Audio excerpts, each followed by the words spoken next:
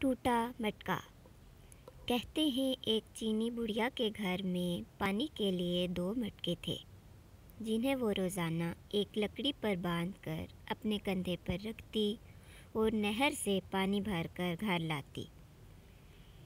ان 2 مٹکوں میں سے ایک تو ٹھیک تھا مگر دوسرا کچھ ٹوٹا ہوا۔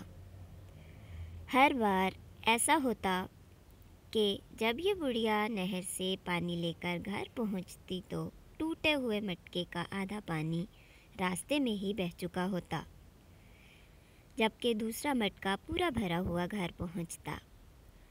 ثابت مٹکا اپنی کارکردگی سے بالکل مطمئن تھا تو ٹوٹا ہوا بالکل ہی مایوس، حتیٰ کہ وہ تو اپنی ذات سے بھی نفرت کرنے لگا تھا کہ آخر کیوں کر وہ اپنے فرائض کو اس انداز میں پورا نہیں کر پاتا جس کی اس سے توقع کی جاتی ہے۔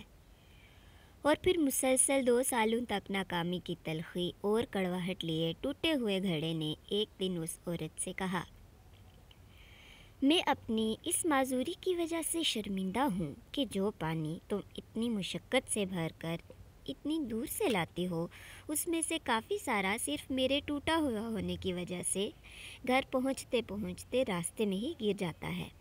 گھڑے کی یہ بات سن کر بڑھیا ہنس دی اور کہا، کیا تم نے ان سالوں میں یہ نہیں دیکھا کہ میں جس طرف سے تم کو اٹھا کر لاتی ہوں ادھر تو پھولوں کے پودے ہی پودے لگے ہوئے ہیں، جبکہ دوسری طرف کچھ بھی نہیں اگا ہوا۔ مجھے اس پانی کا پورا پتہ ہے جو تمہارے ٹوٹا ہوا ہونے کی وجہ سے گرتا ہے، اور اسی لیے تو میں نے نہر سے لے کر اپنے گھر تک کے راستے میں پھولوں کے بیج بو دیے تھے تاکہ میرے گھر آنے تک وہ روزانہ اس پانی سے سیراب ہوتے رہا کریں۔